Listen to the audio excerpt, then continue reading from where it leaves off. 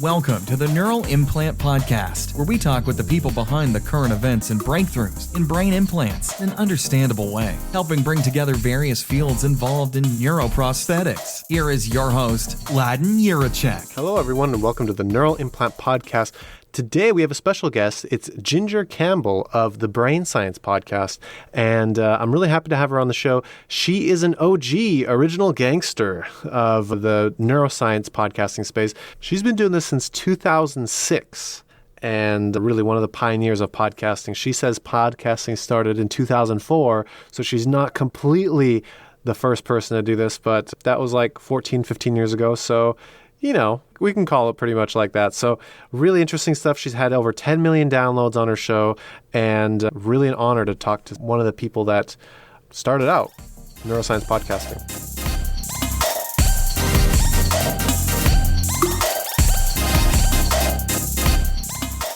Ginger Campbell, pleasure to have you on the show. You are the host of the Brain Science podcast, which is a huge neuroscience podcast, and I'm really excited to have you on. We've actually been talking about this for a while. And do you want to introduce the podcast a little bit? Yeah, thanks. First, I want to mention that the name of the podcast is Brain Science. Podcast is not part of the name anymore. Just in case you happen to be searching in your podcasting app, I think I took podcast out of the name about 5 years ago. Actually, I don't remember exactly when I did it. I decided that putting podcast in your title had become sort of redundant. Back when I started in 2006, it was really common for podcasts to be part of the title, but now it's not so much. So anyway, just plain old Brain Science, neuroscience for everyone. Oh, now you're making me rethink the name of my podcast. And so basically the idea of the show is to explore how recent discoveries in neuroscience are helping unravel the mystery of how our brains make us human. And my tagline is the show for everyone who has a brain, because I want to communicate the show doesn't require a scientific background. However, the listeners are very diverse, ranging from people who haven't gone to college. I've got a house painter and a plumber, and then actual neuroscientists. So that makes for a challenge when I'm creating my show. Interesting. And you said you started way back in 2006. I think that's pretty much when podcasting started. How was that? Well, podcasting officially started in 2004. And then it appeared in iTunes in the summer of 2005, which is when many of us early people became aware of it, because before that you had to be able to code your own RSS feed and stuff like that. So I wasn't that much of a pioneer. And then it took me about a year to figure out what I wanted to make my show about. So I think I started about 2 years in, which now that I'm on my 14th year, I guess represents almost a pioneer. Yeah, I think for those looking back nowadays, they would see very little of a distinction. It's like, oh, when did you come to America? 1492 or 1512 or something like that. That at some point it's kind of like it's kind of splitting hairs. But so why did you choose neuroscience? Well, because it just happened to be what I was reading at the time that I decided to start a show. I didn't want a show about my job, which I'm a physician. So I wanted a show that was about what I was just interested in. And at the time, neuroscience hadn't become quite so popular, but I would be listening to people say things that, weren't quite right, because mainstream media coverage of science and neuroscience is, pretty bad. And I wanted to share the things I was reading. I figured lots of people weren't going to read the books. I wanted to share the stuff I was learning with others. That was really my motivation. And I wanted to make a show that was accurate, that told people what the science really showed. That was my driver. So you're working as a physician, but not necessarily in the field of neuroscience. It was just kind of an interest of yours then, right? Yeah, I actually came through it through philosophy of mind. I was reading Western philosophy for the first time in my life. I'd been through Eastern philosophy, which is actually very mind-oriented, but not exactly science-oriented. And then I decided to explore Western philosophy. I discovered there's this whole subset of philosophy called philosophy of mind. And that's when I discovered that neuroscience had come a long way since I had last looked at it, which was like right before I started medical school in 1980. That was in the days of huge glass electrodes. and so I got really fascinated with neuroscience because, like I said, it helps us understand who we are. Yeah, definitely. And I mean, but that's still pretty interesting. I mean, there was to keep something up for 15 years or to maintain, a somewhat expensive habit and very, very time-consuming habit of podcasting, really is more than just a passing interest. I would have to argue that there is something bigger driving you, like how you were thinking, why you were thinking, and science. So maybe what were your favorite episodes or favorite subjects, like this philosophy of mind, specific topics, I guess? Yeah. Yeah, early on, I was really interested in the question of consciousness. That would be a major theme that still carries through on the show. My favorite early episode was one about exercise and the brain with John Rady. Unfortunately, he has horrible sound quality, but that was my favorite early episode because that was something people could use. He explained why exercising is good for your brain, and since the people who tend to listen to my show oftentimes care about their brain health, that one was one that had a personal impact for people. So it stands out for me, really. Yeah, definitely. And then, of course, learning about brain plasticity. That was something that was new at the beginning of the show. Now it's kind of old hat. Everybody knows about brain plasticity. But the subject that I'm really fascinated by right now actually has to do with the intrinsic activity of the brain. And this actually might be relevant to your listeners who are interested in neural implants, because I've been reading a couple of books about the idea of the intrinsic activity of the brain. One is called The Brain from the Inside Out by Yuri Buzsky, he's the guy who's very well known as a pioneer in brain rhythms. And I have another one, I can't think of the name of it right this second. I think it's called The Spontaneous Brain. But they're both on the same idea that we need to start looking at the brain from the inside out. Its intrinsic activity is really a key feature.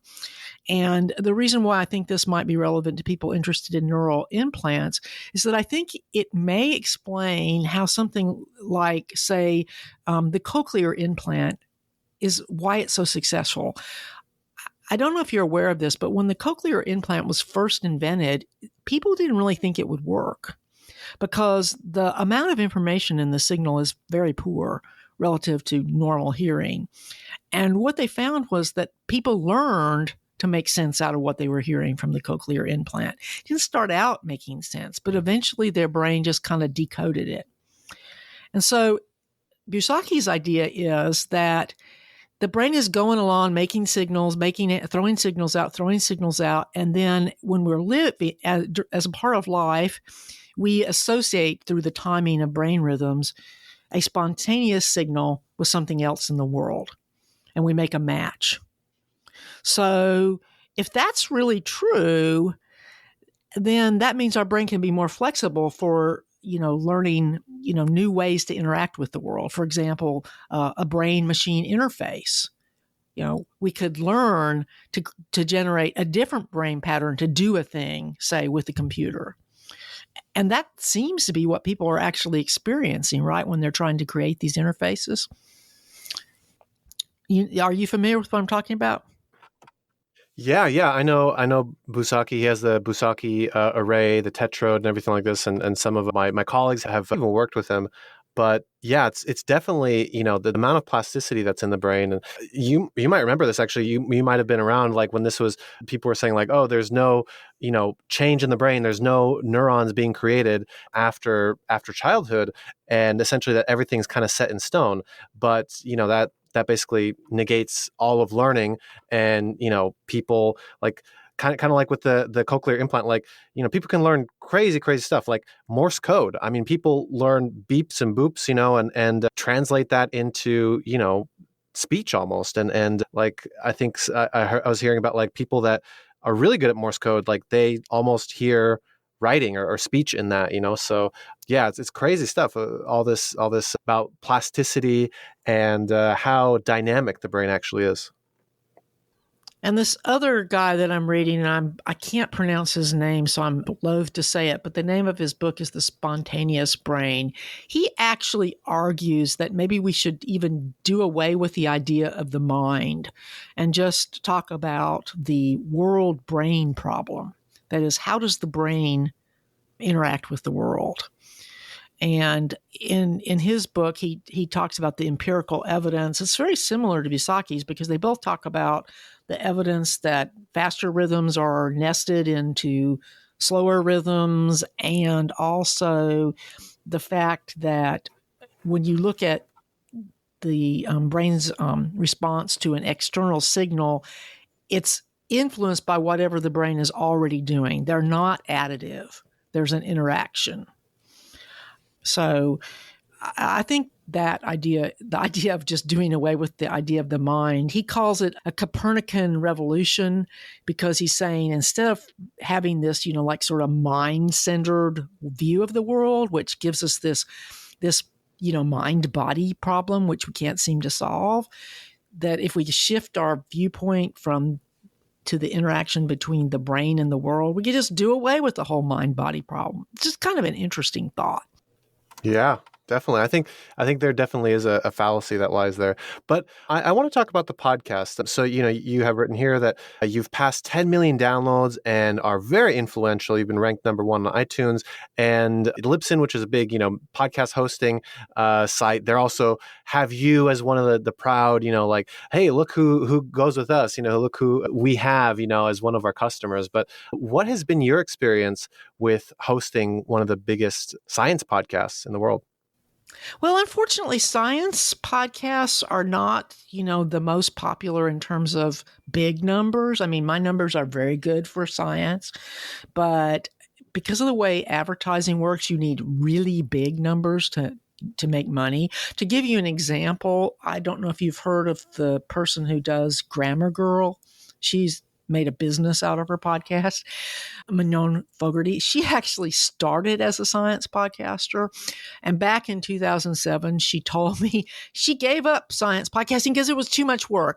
And that really is a reality. I mean, if you're going to, I know you would like to encourage more people to do science podcasts, and so would I, but I think that it is important to be realistic about the workload involved.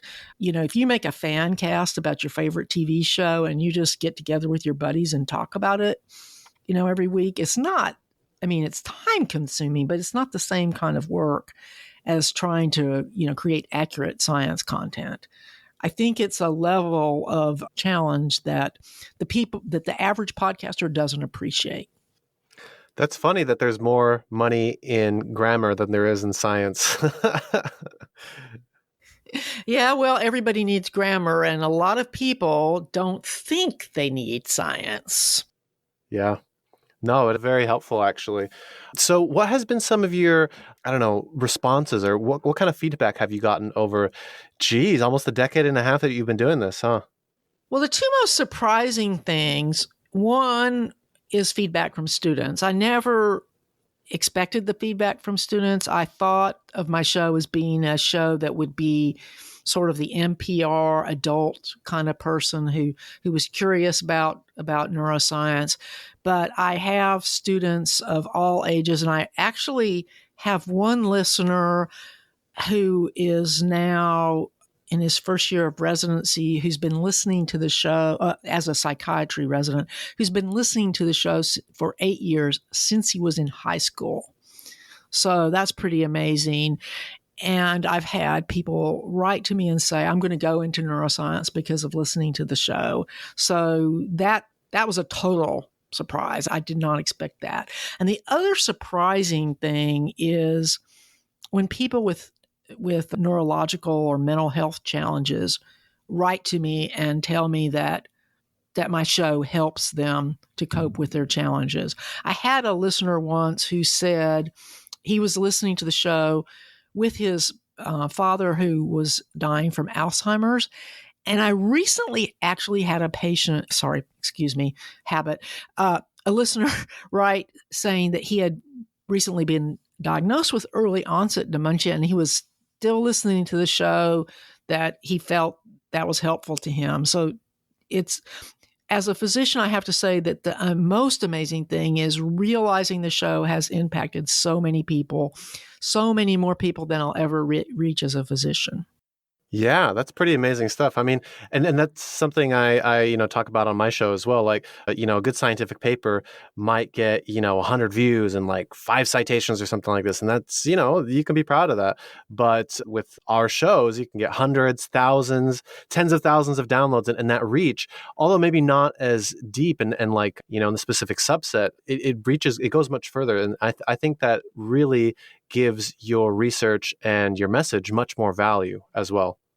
Yeah, I don't have any trouble getting guests. Even though I do focus on scientists who write books, I occasionally interview people who are involved in basic science, especially people that are extremely good at communicating, like Seth Grant, for example. But the reason that I focus on books is that it gives my listeners a place to go if they want to learn more. The average person doesn't have access to the literature. They don't have access to an academic library. Lots of these papers are still behind paywalls. But by talking to somebody who's taken the time to put a bunch of research together in a book, if a person, wants to go to the next level, their first choice is just go and read the book. And people actually do that. So authors are very happy to come on my show because most of them really do understand that. Yeah, they want as much, publicity as they can get, because it really can be hard to sometimes break above the noise. And yeah, I mean, there is something special about like having somebody who's worked in the field and, potentially simplify things and get it from behind the paywall, because that's the reason I started this show as well, was trying to get to the research. I was outside of the paywall at the time, but I wanted to learn what everybody was doing and who the big people in the field were. So figured I might as well help other people with this as well. So yeah, that's really interesting. You're very much into books. You have another podcast about books actually as well, right? Yes, it's called Books and Ideas. It has a pretty small audience because it's not niche enough. In podcasting, it seems to be an advantage to have a niche, and even though Books and Ideas clearly describes what the show really is, it's not quite. I mean, it's really the place I put everything that doesn't fit. So I might talk to a science fiction writer. I might talk to a scientist. I might talk to. I've interviewed astronomers, physicists, a woman who's written video game novels. So, I mean, it's very, very, very diverse, which I enjoy, but makes finding its audience difficult. So it's truly my passion project. Yeah, for sure. That's interesting. So what do you think? I mean, do you think the world would be better if there was more podcasts, if more people were doing this kind of stuff, or would it be crowded? Or what's your kind of opinion on science communication? We definitely need more good science podcasts. I mean, many years ago, I actually tried to start a website. It was called, this was back in 2008. I started a website called sciencepodcasters.org. And I tried to recruit shows to come and basically share their show notes all in one place so people maybe would find them. And I closed it down in 2010 because the National Science Foundation started their site, which I think is called Science 360. I'm not sure. Anyway, it's a very good clearinghouse for good science podcasts, and there was a way I could compete with that. But I do think that if you're going to do a science podcast, you really do need to think about what is the audience you actually want to reach. If you want your show to be, the inside baseball, really highly technical, fine. But realize your chances of getting an audience is going to be, it's okay to have a small audience, but you need to know that that's what's going to happen.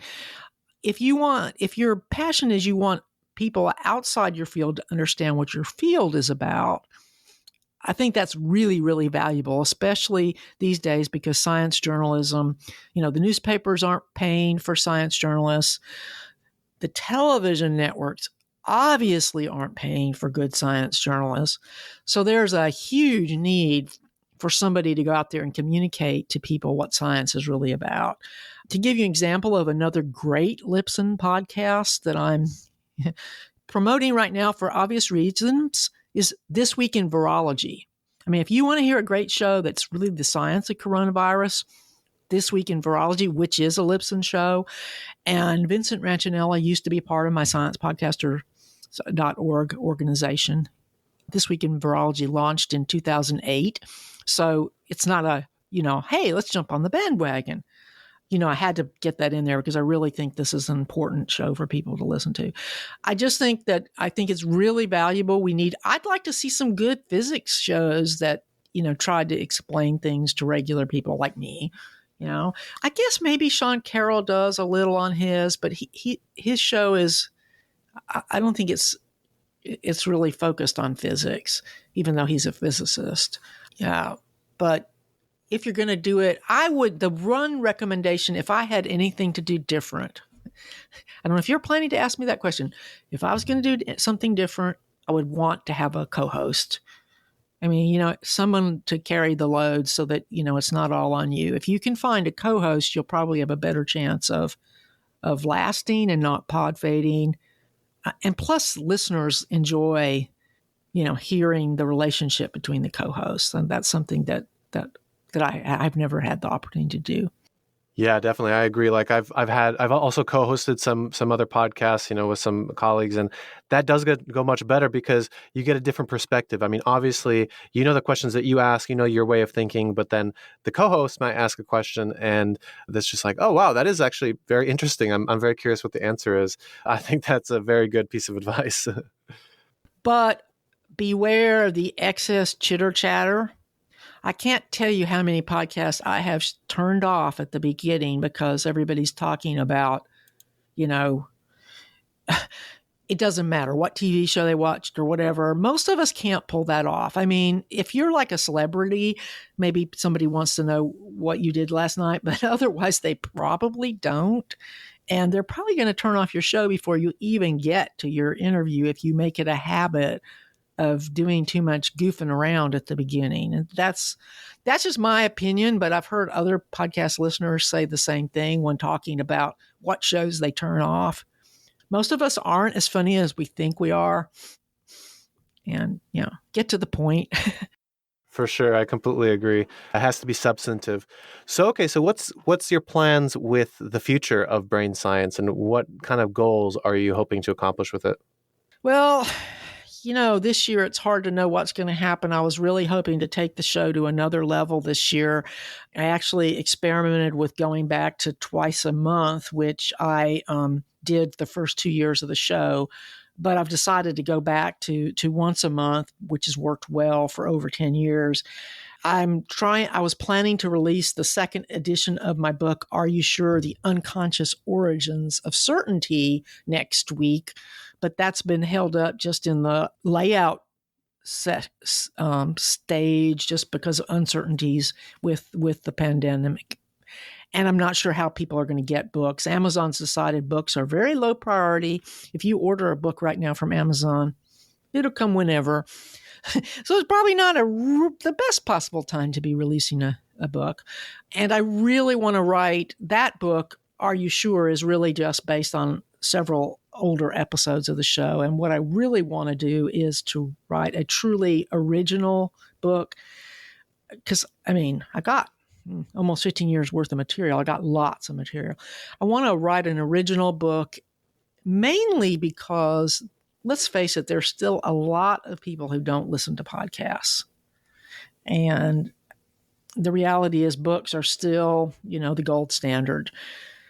So I want to write a really good, but it's going to be called Why Neuroscience Matters, because really my whole premise is that understanding how neuroscience works should be a basic scientific literacy skill for the 21st century.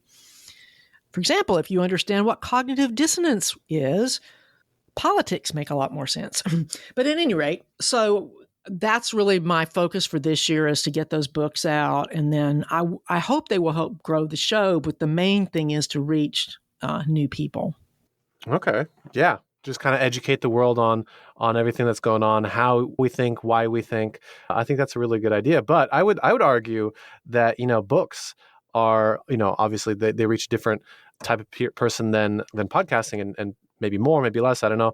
But I would say that they're even better methods of teaching, and a big part of that is actually video. Is a lot more people, for example, watch YouTube than read books. Yeah, and I'm not going to argue with that. I don't see myself as a video person. If somebody came to me and said, "Hey, do you want to be part of a video project?" I'd say, "Cool," but I'm not going to take that on as a solo project. Audio podcasting is enough of a challenge as a solo project. I appreciate the fact that a lot of people still, now learn by video. I happen to be a person who learns by reading and believe that there are still those of us out there who learn by reading. And I'm willing to accept the fact that someone else may be reaching those video people. Yeah. And if somebody wants to come to me and say, "Hey, here's your great book. How can we put parts of it into a video?" I'll be up for that too. I know what my strength is. Yeah. I got into podcasting because I realized almost immediately that it was just something that really excited me, and I felt like I was good at it. Explaining science is a lot like my day job, in which I explain medicine to my patients. So, trying to translate things into English is something that sort of comes naturally, or at least I've been doing it so long it feels natural. Yeah, definitely. Essentially you're translating from Latin into English. Well, it's not quite that bad, but close enough. Yeah. I did want to talk about one other thing that was related to the book, and that was I have a listener who's been just sort of hounding me about making an audio version of Are You Sure?, which I'm not planning to do, partly because of expense, and partly because the content is already available and mostly in audio format. But when I do my big book project, I definitely do consider making an audio version of it to be essential for the exact reason that you just mentioned. The format of audio is so good for reaching people. And the thing I love about audio versus video is that a person can be driving their car. They can be going for a walk. They can be cleaning their house. I don't know how you would mow the lawn because I don't think you'd be able to hear it, but you can do a lot of stuff while you're listening to audio as opposed to, video, which if you're actually really paying attention, you kind of have to look at it. So that's why I'm comfortable with not doing video, although I appreciate the fact that it's a very powerful tool. I'm the person who, when I go to the website, I don't watch the videos. I look for where did they put the written instructions? In fact, I have a coach who has all these videos, and she's learned that she's just going to send me the PDFs because I don't want to watch the video. So it may be a generational thing, but, I'm a baby boomer. There's plenty of people in my boom still left. Yeah, for sure. Yeah, I think also like audio is kind of the sweet spot where it's easily accessible, and you also, like you said, you can do it while doing other things, driving, transporting, basically all the stuff that I've stopped doing. So actually I've had my podcast kind of pile up because I've stopped commuting to work, and I stopped, doing all the stuff that where I used to listen to podcasts. So it's been pretty bad. I'm going to have quite a backlog once I get back to everything. Right. And that's why it's hard to know what's going to happen. Rob Walsh from Lipson, he's been talking on the feed about how the last slump in podcast advertising happened in 2008 with the financial crisis in 2008. And I remember that because I had one really great advertising campaign with the Navy, and then the rates just went through the bottom. They went way down. So podcasters who rely on advertising are really going to be, hurting in the next, foreseeable future. And then the people who are making their living off of production, like audio editing and things like that are probably also going to, struggle a little. For me, my show's established and I can survive on a plateau for a while. But if I was somebody just starting out, I'm not saying you shouldn't start now, but this might be a good time to be in the planning phases, right? And really get everything lined up. Maybe if I was starting a new show at this point, what I might consider doing is getting a large number of interviews in the can, right? And then launching in the fall, maybe when people are hopefully going to be back on a more regular schedule. And then you won't have that time pressure of trying to put out a show every week. So we can make the best of it. Yeah, definitely. Don't have this be dead time, have it be useful, actually. Yeah, so what is some advice that you have for people in the neuroscience field, neurotechnology in general, like through your experience in the field and having talked to so many people? Well, I always ask my guests to give advice to students because I have so many student listeners. And one of the things that many of my guests say, which I think applies to us whether or not we're students or not, is to choose something that you're really passionate about. In other words, if you were going to do a podcast, unless you are intentionally planning a very short run series that's going to, like, say, go 12 episodes and end, but if you want to do it for a prolonged period of time, you've got to pick something that you're really passionate about. I picked neuroscience because I felt like I wasn't going to run out of material, which has certainly proven to be true. Every time I think that I've kind of gotten, to a stuck point, I turn around and I've got a bunch of new books in my mailbox, and I get enthused again. So if the subject doesn't light you up, you're not going to last. I think the old writing advice, which is write what you know, probably applies to podcasting too. Yeah, definitely. I would completely agree. I mean, even in the subfield of neural implants, especially the guests that I have a little bit more familiarity with, it's much easier for me versus something like, computational stuff or, programming or whatever. And then just like, oh, shoot, this is a bit outside of what I know and what I can intelligently speak about. But also, I guess, not what I'm interested in. I am interested in it, but maybe not to the extent to the other stuff. So I completely agree. And I think you've shown this very well. It's not a sprint, it's a marathon. Yeah. And then when you're planning your interviews, I think the most obvious rule is read ahead of time. If you listen to interviews in the mainstream media, you can lots of times tell that they haven't read anything by the person that they're interviewing. Right. So even if you're interviewing somebody who's written a paper or whatever, you want to have read their work. And then when you're thinking about your interview, I recommend making your questions, ask yourself, well, what is the one thing about this person's work that I want my listeners to understand? And then gear all your questions to that. And most scientists don't mind if you say to them, can you back up for a minute and explain what you meant by XYZ?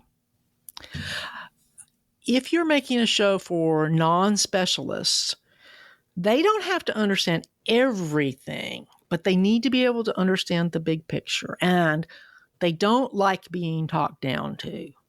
I mean, the show I do basically goes against all the dogma about how to do science broadcasting. If you look at mainstream media, everything is so watered down. There's this assumption that people won't understand it or that you need a bunch of special effects, which of course, obviously don't have. And I think neither one of those things are true, but you do have to be able to make it clear. Why should I, the guy off the street, care about this? I mean, you're doing a show about neural implants. I think probably, that's not as hard as it might be for some other show. I always like to joke that it's a lot easier to make a podcast about neuroscience because everybody does have a brain, and neuroscience really does affect us as individuals, whereas like most of us are not affected by quantum mechanics. So it doesn't matter whether we understand it or not. Yeah. I mean, I know we are affected by quantum mechanics on some level, but you know what I mean. We're not making day-to-day decisions based on our understanding of quantum mechanics. Yeah, exactly. Kind of make it relevant. Bring it all home, right? And I don't mean telling them what to think. I am also a big believer in trusting that the science can speak for itself. Decide what the key idea is, help your guest to share that key idea, and then you have to trust your listeners. Yeah, for sure. This is really interesting stuff. I love it. Especially coming from, like I said, one of the biggest science podcasters, of our time and somebody who's been doing it, I'll say pretty much from the beginning. Yeah, there's a couple of science podcasts out there that have been around longer than mine, but not many. Yeah, I mean, I'd have a hard time believing it, honestly. Like, unless it was like a radio program before, and it's just like, oh, we might as well do podcasting in addition to this, like Science Friday. That's kind of what I'm thinking. Right. I don't count those because those are repurposed radio shows. So you're right. One of the oldest ones is probably a repurposed radio show, but there is a show called the Astronomy Cast, which is Pamela Gay's done over 300 episodes of that show. I think she launched in 2005. Wow. She's in the Podcasting Hall of Fame. The only science podcaster in the Podcasting Hall of Fame. Like actual Hall of Fame. Well, it's called the Academy of Podcasters, and now it's been bought out, so it's probably going to become the Hollywood Podcasting Hall of Fame. But the people that are currently in it are true pioneers. Just Google Academy of Podcasters Hall of Fame. Does she get a star on the Hollywood Walk of Fame? No, but yeah, it's a lot of work creating a science podcast, but I think it's a great way to share. I think it's a great way to share science. It's just a lot of work. You have to, the thing that will keep you going if you decide to do it, and I don't know if this is your experience, but for me, it's listener feedback. Every time I think I'm going to quit, I get an email from somebody who tells me, how it's made a difference to them. And that keeps me going. Yeah, definitely. Like the feedback is great, and it's amazing kind of the connections that you create for others and then you create for yourself as well. But another thing for me too is because I can go to conferences, and I have gone to conferences kind of helping out on the media side of things with some things. I'm basically in the room of, a few hundred people that, a portion of them who know who I am and listen to the show and everything like this. So that's kind of an amazing thing, because I have a travel podcast as well, actually, and it's bigger than the Neural Implant podcast, but it's just diffuse, like it's all over the world. So I would never in the wild run into one of my listeners, but at one of the conferences, it does happen, and people are, people like it, and so that also kind of motivates me a little bit further, because it's just like, it's not just numbers on a screen, it's actual people, and it's actual, it has real life consequences, I guess. So, Dr. Campbell, this has been excellent. Thank you so much for, coming on. Is there anything that we didn't talk about that you wanted to mention? Yeah, and I have a free newsletter on my website. So if somebody says, well, I'd like to know when that book is really happening, just go to brainsciencepodcast.com and sign up for the newsletter. You get show notes automatically and know when the book is finally a reality. Excellent. I'm looking forward to it, and especially looking forward to the audiobook.